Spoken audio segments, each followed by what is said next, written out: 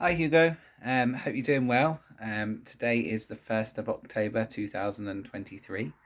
I tried to phone you a lot this weekend, but I've not been able to get through. I've been thinking about you. I wanted to sort of catch up with you because last weekend we didn't have the best finish, but I couldn't get through. I'm sorry for you that you don't get just to be a child and be able to communicate with your mum and dad how you would want to. You know, I can't tell you how sad I feel for you that you don't get that opportunity and that you're not being able to do that. And I can tell you, if you were with me, I would never, ever, ever stop you from seeing your other parent if they were trying to contact you or if you were trying to contact them. And, I'm here fighting for you and I'm here all the time for you and I'll never give up. So, yeah, that's that. I don't want to get serious all the time, but you need to hear that. I hope that you've had a nice weekend. I've been playing a lot of Pokemon lately, trying to kind of catch up with you because had a Pokemon fight with you last weekend and you kicked my butt as normal. So I've been trying to build those up.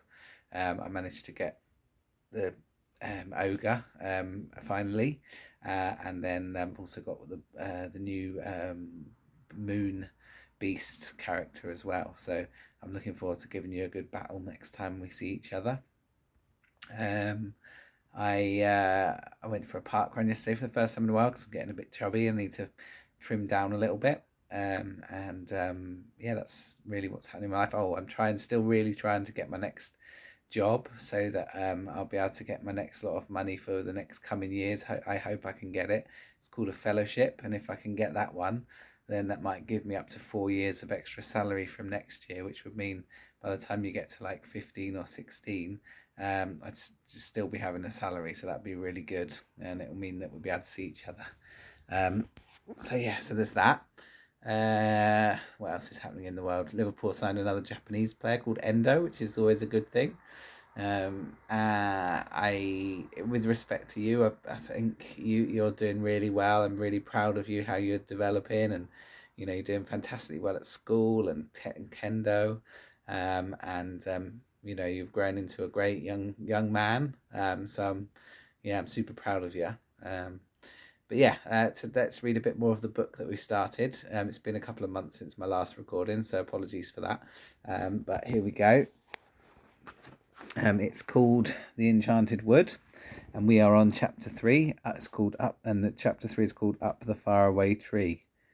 And it starts: The children did not tell their father and mother about the happenings in the Enchanted Wood, for they were so afraid that they might be forbidden to go there. But when they were alone, they talked about nothing else.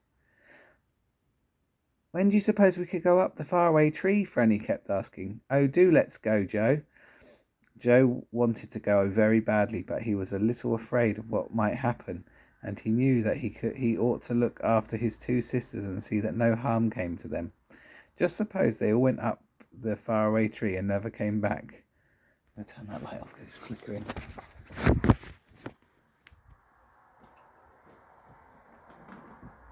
Oh. Right. Move into the light. Sorry about this. Then he had an idea. Listen, he said, I know what we'll do. We'll climb up the tree and just see what is at the top. We don't need to go there. We can just look. We'll wait until we have a whole day to ourselves. Then we'll go. The girls were so excited. They worked hard in the house, hoping that their mother would say they could have the whole day to themselves. Joe worked hard in the garden too, clearing away all the weeds. Their parents were very pleased.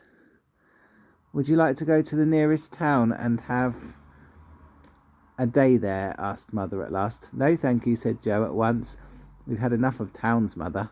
What we'd really like to do is go and have a whole day picnic in the wood. I've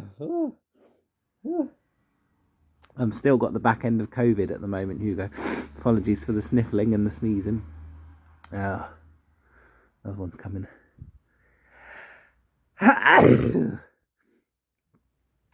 Very well, said Mother. You can go tomorrow. Father is going off for the day to buy some things we need, and I have things to do here in the cottage.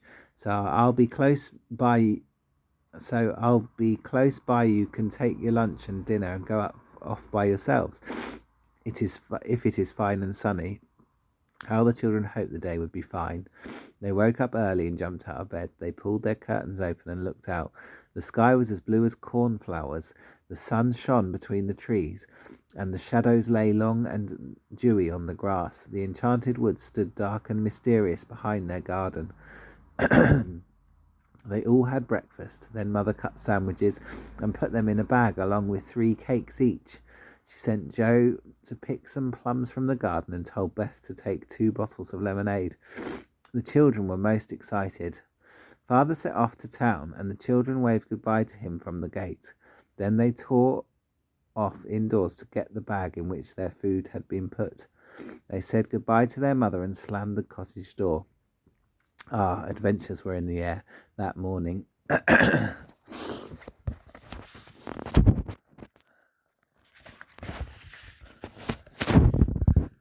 to turn the light on and do this the other way.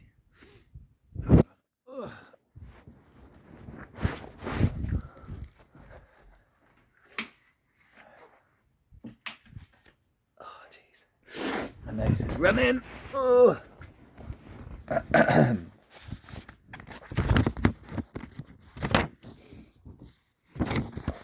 Right.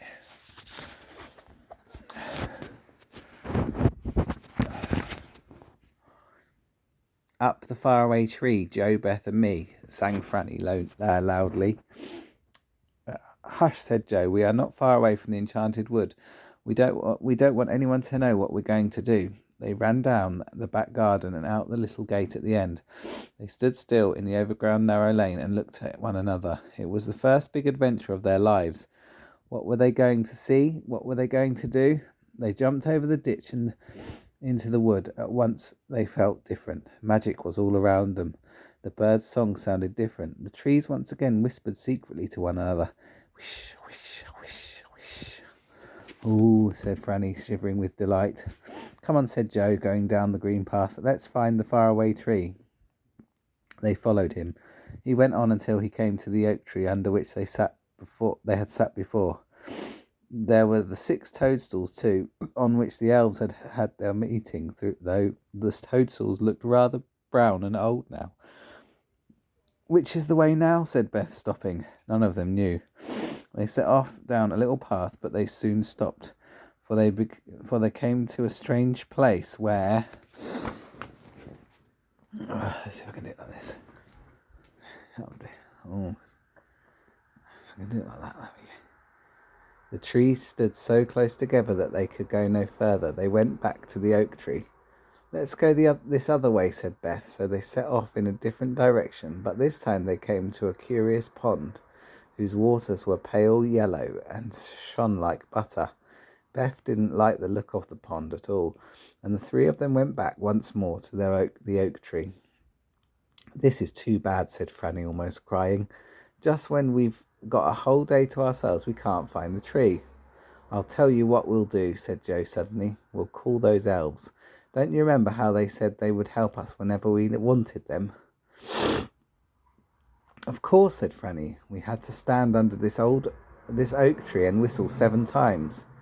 Go on, Joe, whistle, said Beth. So Joe stood beneath the thick green leaves of the old oak and whistled loudly 7 times. Foo, foo, foo, foo, foo, foo, foo. The children waited. In about half a minute, a rabbit popped its head out of a nearby rabbit hole and stared at them. What do you want? Said the old rabbit in a furry sort of voice. The children stared in.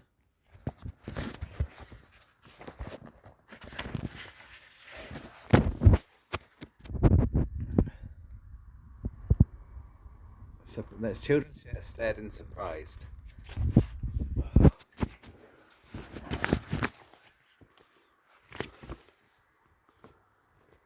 They had never heard an animal speak before. The rabbit put his ears up and down and spoke again rather crossly. Are you deaf? What do you want? I said. We want one of the elves, said Joe, finding his tongue at last. The rabbit turned and called down his hole. Mr. Whiskers, there's someone wanting you. There came a voice shouting something in an answer, and then one of the 6 elves squeezed out of the rabbit hole and stared at the children. "Sorry to be so long," he said. "One of the rabbit's children has the measles, and I was down seeing to it." "I didn't think rabbits got the measles," said Beth, astonished. They more often get the weasel," said Mr. Whiskers. "Weasels are even more catching than measles, as far as rabbits are concerned." He grinned as if he had made a huge joke, but as the children had no idea that weasels were savage little animals that caught rabbits, they didn't laugh. "We wanted to ask you the way to the faraway tree," said Beth. "We've forgotten it." "I'll take you," said Mr. Whiskers, whose name was really a very good one, for his beard reached his toes. Sometimes he trod on it, and this jerked his head downwards suddenly. Beth kept wanting to laugh, but she thought she had better not. She wondered why he didn't tie it round his waist out of the way of his feet. Mr. Whiskers led the way between the dark trees. At last he reached the trunk of the enormous faraway tree. "Here you are," he said. "Are you expecting someone down it today?" "Well, no," said Joe. "We'd rather wanted to go up it by ourselves." "Go up it by yourselves," said Mr. Whiskers in horror. "Don't be silly, it's dangerous. You don't know what might be up at the top. There's a different place almost every day." "Well, we're going," said Joe firmly, and he set his foot against the trunk of the tremendous tree and took hold of a branch above his head. "Come on, girls." "I shall fetch my brothers and get you down," said Mr. Whiskers in a fright, and he scuttled off, crying, "It's so dangerous! It's so dangerous!" "Do you suppose it is all right to go?" asked Beth, who was usually the sensible one. "Come on, Beth," said Joe impatiently. "We're only going to see what's at the top. Don't be a baby." "I'm not," said Beth, and she and Franny hauled themselves up beside Joe. "It doesn't look very difficult to climb. We'll soon be at the top." But it wasn't as easy as they thought, as you will see.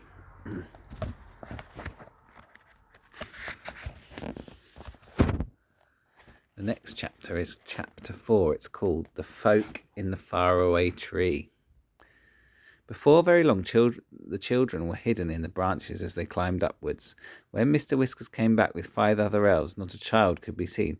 "Hey, come down," yelled the elves, dancing around the tree. "You'll be captured or lost. The tree is dangerous."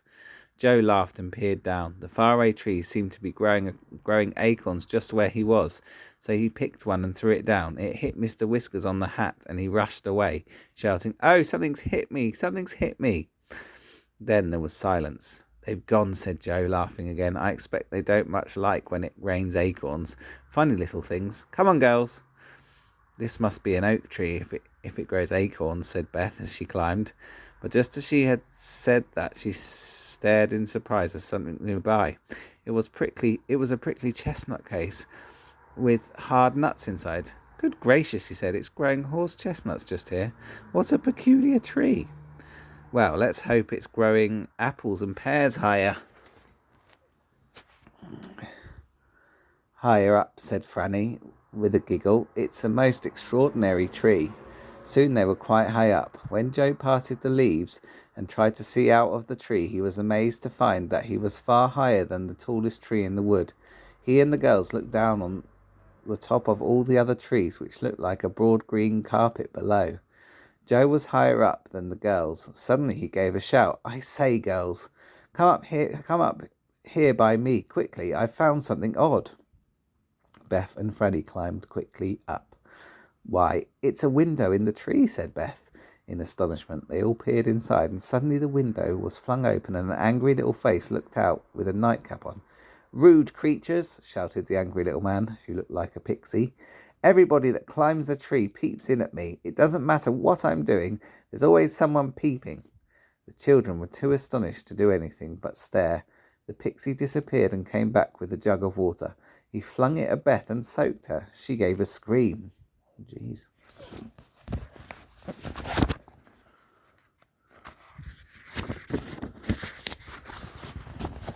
There's the angry pixie. "Perhaps you won't peep into other people's houses next time," said the pixie with a grin, and he slammed his window shut again and drew the curtain. "Well," said Beth, trying to wipe herself dry with her handkerchief, "what a rude little man." "We'd better not look in at any other windows we pass," said Joe, "but I was surprised to see But I was so surprised to see a window in the tree. Beth soon got dry. They climbed up again and soon had another surprise. They came to a broad branch that led to a yellow door set neatly in the big trunk of the faraway tree. It had a little door knocker and a brightly polished bell. The children stared at the door. I wonder who lives there, said Franny.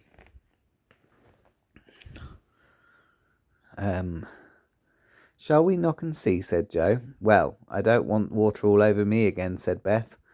We'll ring the bell and then hide behind this branch, said Joe. If anyone thinks he is going to throw water at us, he won't find us. So Joe rang the bell and then they all hid carefully behind a big branch. A voice came from the inside of the door. I'm washing my hair. If that's the butcher, please leave a pound of sausages. The children stared at one another and laughed. It was odd to hear of butchers coming up the faraway tree. The voice shouted again. If it's the oil man, I don't want anything. If it's the red dragon, you must call again next week. Good gracious, said Beth, looking rather frightened. The red dragon? I don't like the sound of that. At that moment, the yellow door opened and a small fairy looked out. Her hair was fluffed out round her shoulders, drying, and she was rubbing it with a towel. She stared at the peeping children. Did you ring the bell? She asked. What do you want? We just wanted to see who lived in the funny little tree house, said Joe, peering in at the dark room inside the tree. The fairy smiled. She had a very sweet face. Come in for a moment, she said. My name is Silky.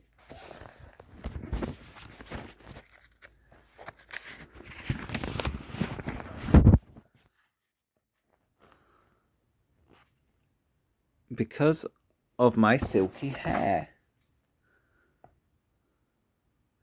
Where are you off to? We are climbing the faraway tree to see what is at the top, said Joe. Right.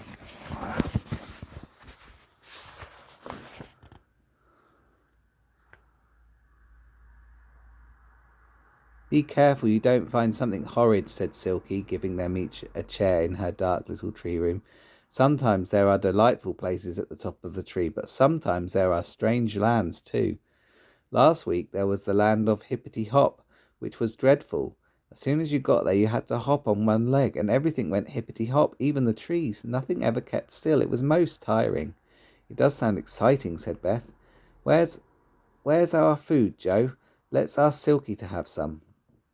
Silky was pleased. She sat there, brushing her beautiful golden hair, and ate sandwiches with them. She brought out a tin of pop cakes, which were lovely. As soon as you bit into them, they went pop, and you suddenly found your mouth filled with new honey from the middle of the little cakes. Franny took 7, one after another, for she was rather greedy. Beth stopped her. You'll go pop if you eat any more, she said. Do a lot of people live in this tree? Asked Joe. Yes, lots, said Silky. They move in and out, you know, but I'm always here, and so is the angry pixie down below. Yes, we've seen him, said Beth. Who else is there? There's a Mr. What's-his-name above me, said Silky.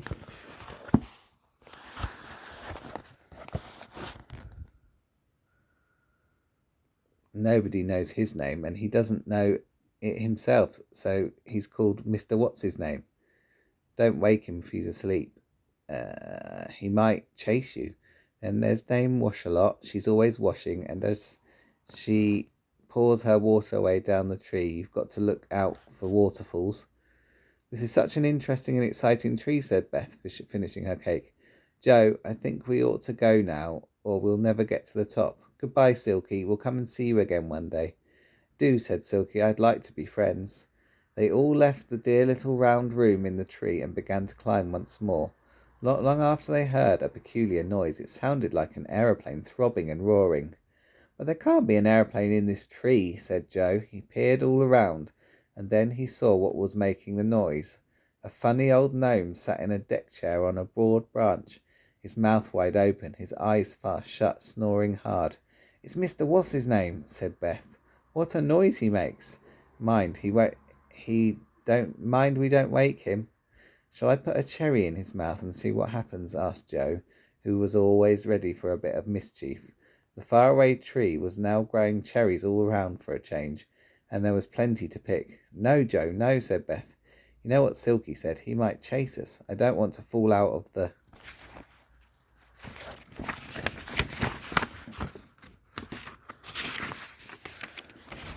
Faraway tree.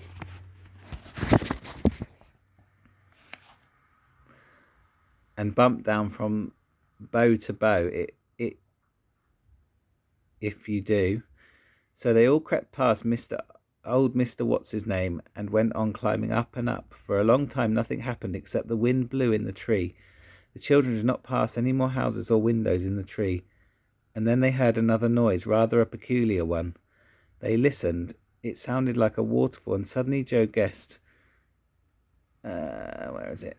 Suddenly Joe guessed what it was. It was Dame Washalot throwing her dirty water. He yelled, "Look out, Beth! Look out, Franny!" Down the trunk of the tree poured a lot of blue soapy water. Joe dodged it.